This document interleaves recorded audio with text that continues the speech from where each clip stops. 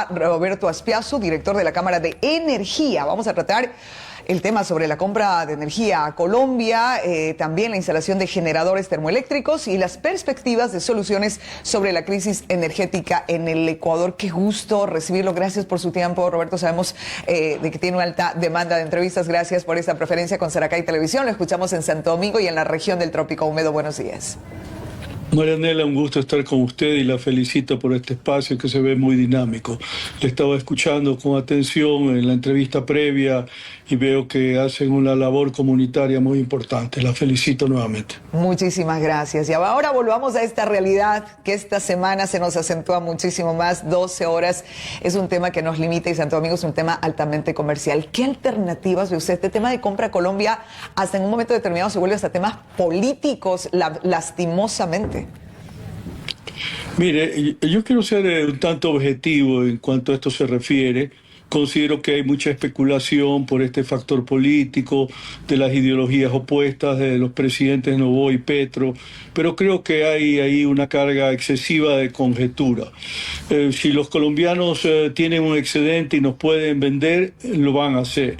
Y las negociaciones continúan y la idea es que nos provean nuevamente esos 450 megavatios que nos brindaban durante la crisis de abril pasado y que lo estamos necesitando, porque finalmente, de acuerdo a cifras que nos proporcionaron durante el fin de semana, el Ministerio de Energía y Finanzas, el promedio de desabastecimiento la semana pasada estuvo en 1.157 megavatios, es decir, bastante parecido al número de 1.080 que hemos venido manejando últimamente.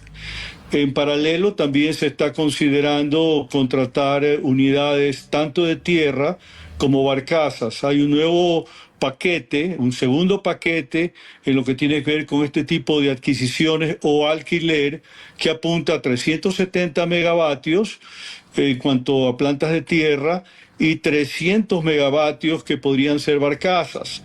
En cuanto a este último, se está alentando la posibilidad de que el propio sector privado, a través de grandes consumidores, pues asuma el alquiler de las barcazas bajo un régimen de autogeneración que es para propios consumidores, que ya existe en la regulación actual y que no tendría inconveniente alguno de instrumentarse rápidamente. Así que por ahora el panorama se está moviendo en esa dirección. El problema es que disponer de todos estos equipos adicionales toma tiempo, no menos de 45 días. Entonces eso nos traslapa de lleno en diciembre, en donde si no llueve vamos a continuar con este problema de apagones. Ese es el cuadro general, Marianela.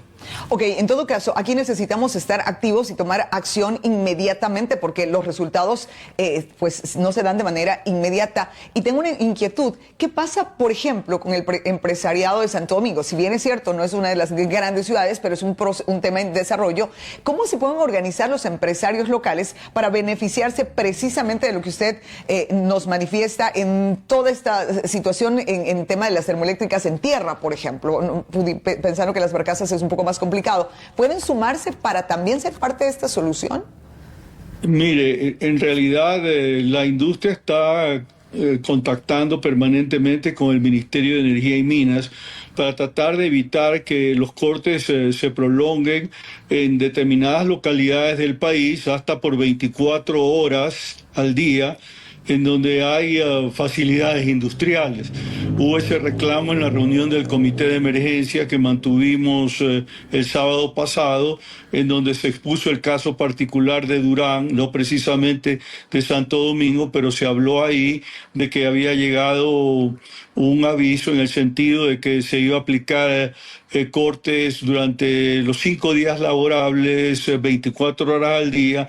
Entonces verdaderamente todo ese sector industrial queda a merced de su propia capacidad de autogeneración, si es que la tiene. Algunos ya han tomado la previsión de comprar unidades, pero no todos, por razones económico-financieras. Entonces, desde luego, es un tema que hay que continuar monitoreándolo para tratar de minimizar el impacto, no solamente en la producción, sino también en el empleo, que desde luego se merma como consecuencia de una situación en donde no hay disponibilidad de energía las 24 horas al día. Ahora, nosotros vemos el sector empresarial obviamente involucrado en este tema, el sector industrial también y el gobierno en este tema de negociaciones a través de sus ministerios. Pero ¿qué pasa con el sistema financiero y en este comité de emergencia que tanto se habla, entendiendo que muchos no pueden realizar estas grandes inversiones, los pequeñas inversiones, los grandes, muchas más grandes, en esta situación financiera para poder acceder a este tipo de implementos, maquinaria o este tipo de aplicación como tal? Yo pienso que tanto en el sector comercial como industrial se está haciendo un esfuerzo para comprar unidades de generación térmica en la medida que su situación económico-financiera lo permita, porque el factor de incertidumbre que introducen los apagones, que un día son de 6 horas, al día siguiente son de 12 horas, verdaderamente pues significa una limitación mayor en términos de una actividad productiva regular.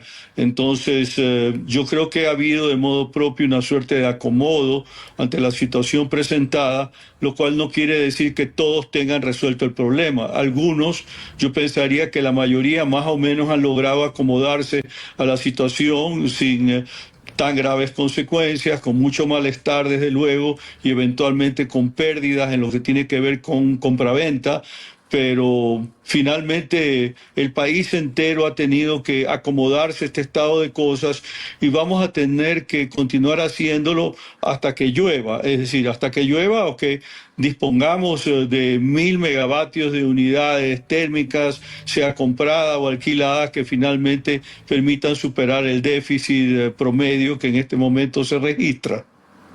Con Colombia, ¿existiría posiblemente en estas negociaciones que hay, ya existe un anuncio previo, esa posibilidad se ha dado, es decir, la esperanza se mantiene, pero existirán tiempos para cuándo podría uno pensar que esa predisposición se efectivice?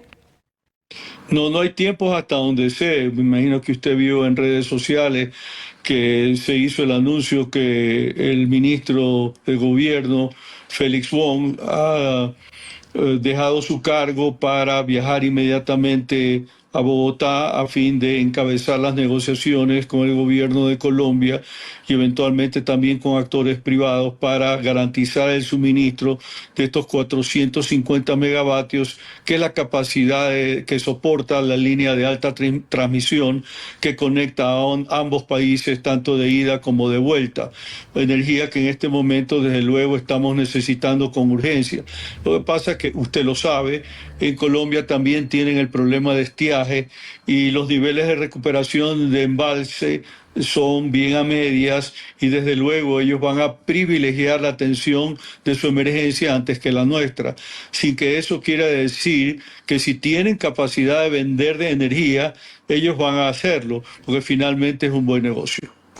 En el comité de emergencia, ¿hasta dónde se puede platicar o hasta dónde ustedes pueden acceder a información sobre también el deseo y la posibilidad económica que tenga el gobierno de la implementación tanto de barcazas o esas termoeléctricas terrestres? Bueno, eso está caminando de modo propio, son opciones que están abiertas. Le mencionaba hace un momento de que en este momento el segundo bloque de adquisición, compra o alquiler está considerando 370 megavatios en cuanto a compra, 300 en cuanto a alquiler, esto es las barcazas, con la posibilidad de que eso lo contraten directamente los privados, aparte de lo de Colombia, pero hay que tener presente que esa energía no va a estar disponible de inmediato. Es decir, una vez suscritos los contratos respectivos, son como mínimo 45 días de plazo de entrega. Tengo que poner énfasis en el particular para no generar una expectativa falsa.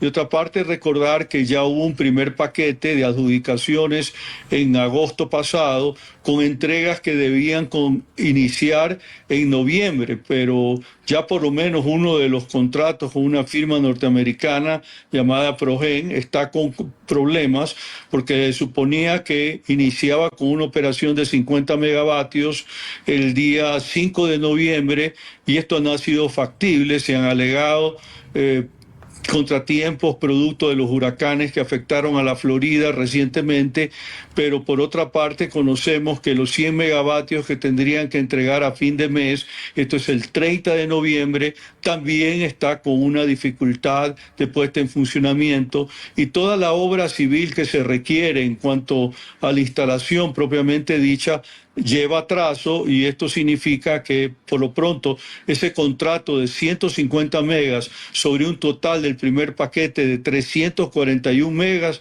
está emproblemado, y no hay que descartar la posibilidad de que finalmente ese contrato se caiga, tanto como eso.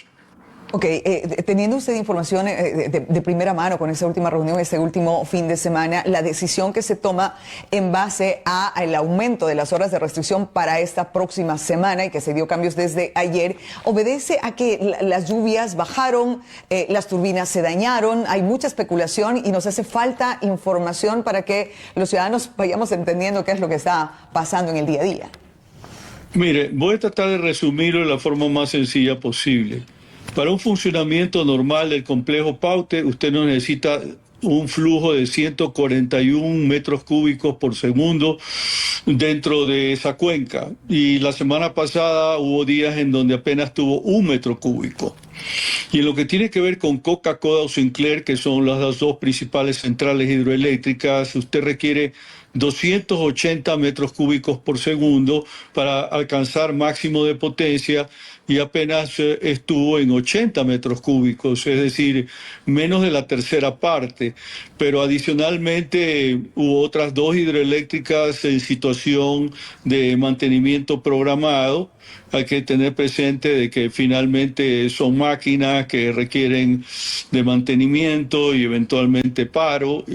Me estoy refiriendo a Goyán y a Mina San Francisco, por un lado, pero también hubo inconvenientes en la planta termoeléctrica Santa Elena 3, que genera en condiciones normales 322 megavatios. Así que se interpusieron estos inconvenientes, y eso ha venido determinando que los apagones hayan subido de 6-8 horas a 12-14 horas el día de hoy, ¿no?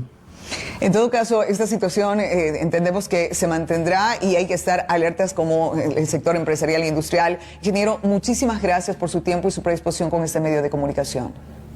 Gracias, Marianela. Un gusto estar en contacto con ustedes y con su audiencia.